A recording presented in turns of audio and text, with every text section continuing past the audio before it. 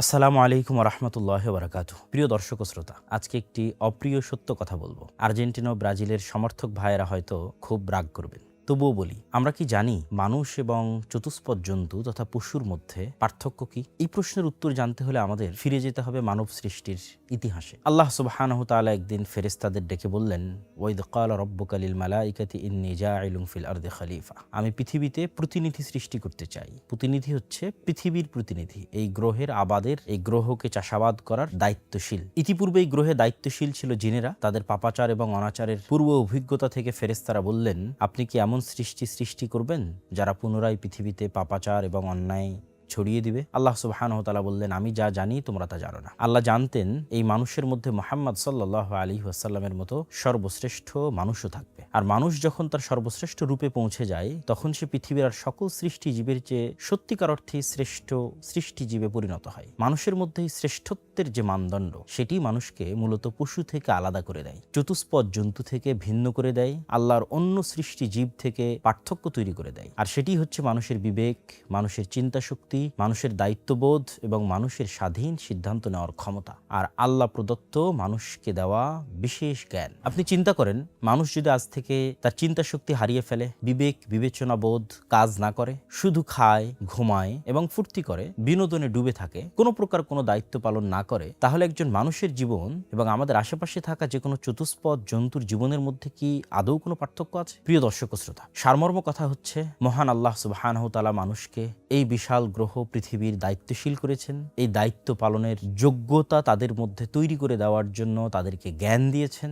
শুধু তাই নয়, এই বিশাল পৃথিবীর সকল কিছু তাদের অধীনস্থ করে দিয়েছেন। নদী প্রবাহিত হয় আমাদের জন্য, আকাশ বৃষ্টি বর্ষণ করে আমাদের জন্য, জমি ফসল উৎপাদন করে আমাদের জন্য, এমনকি মৌমাছি পর্যন্ত মধু সংগ্রহ করে আমাদের জন্য। এই যে আল্লাহ সুবহানাহু তাআলার বিশাল তৈরি করা ইকোসিস্টেম শুধুমাত্র মানুষের জন্য, এর পিছনের যে মহৎ উদ্দেশ্য, শয়তান কিন্তু সেই উদ্দেশ্য সফলভাবে বাস্তবায়ন হতে দিতে চায় না। শয়তান কি চায়? শয়তান চায় মানুষ তার এই মহৎ উদ্দেশ্যকে ভুলে শুধু খেলতামাশায় এমনভাবে মত্ত থাকুক যেন সে নিজের এই দায়িত্ব ভুলে যায়, মৃত্যুর কথা ভুলে যায়, কবর এবং পুনরুত্থানের কথা ভুলে যায়, হিসাবের কথা ভুলে যায়। আর তারই বাস্তব নিদর্শন আমরা দেখতে পাচ্ছি।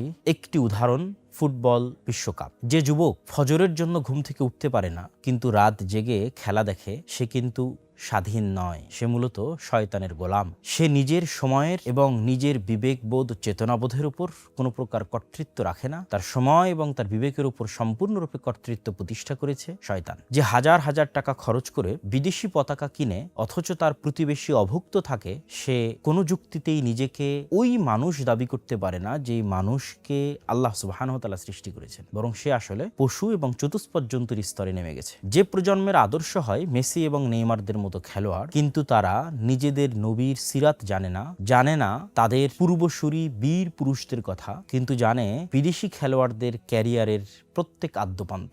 সে প্রজন্ম কখনোই দেশ ও জাতির নেতৃত্বের জন্য যোগ্য নয়, বরং সে প্রজন্ম প্রস্তুত হচ্ছে গোলামির জন্য। অতএব হে যুবক, চিন্তা করো, আল্লাহ সুবহানাহু তাআলা তোমাকে শুধু দর্শক হওয়ার জন্য সৃষ্টি করেননি। তোমার রব তোমাকে শুধু একটি খেলা দেখে হাততালি দেওয়ার জন্য সৃষ্টি করেননি। তোমার রব তোমাকে অন্য জাতির খেলোয়াড়দের পিছনে চিৎকার করে নিজের সময় নষ্ট করার জন্য সৃষ্টি করেননি। তোমার জীবন মূল্যবান, তোমার সময় মূল্যবান, কিন্তু তোমার মৃত্যু নিশ্চিত, তোমার পুনরুত্থান নিশ্চিত, তোমার হিসাব নিশ্চিত। আবার আল্লাহ তোমাকে জ্ঞানও দিয়েছেন, তোমাকে স্বাধীন ইচ্ছা শক্তিও দিয়েছেন। অতএব মনে রেখো, সময়ই জীবন, সময়ই জাতি এবং প্রজন্মের আয়না। একটি জাতির যুবকেরা কোথায় তাদের সময় ব্যয় করছে সেটাই বলে দেয় সেই জাতির ভবিষ্যৎ কি হবে। সেই জাতি পৃথিবীকে নেতৃত্ব দিবে না অন্যের গোলামি করবে। তাই তোমাদের প্রতি উদাত্ত আহ্বান, ফিরে আসো। মহান আল্লাহ সুবহানাহু তাআলা তোমাদেরকে এবং আমাদেরকে যে মহৎ উদ্দেশ্যে সৃষ্টি করেছেন, সেই মহৎ উদ্দেশ্যকে ভুলুণ্ঠিত করতে যে শয়তান এই পৃথিবীকে আমাদের জন্য শুধুমাত্র খেলতামাশার জায়গা, আনন্দ এবং বিনোদনের জায়গা বানাতে চাই, সেই চিন্তা থেকে ফিরে এসে প্রোডাক্টিভ হও,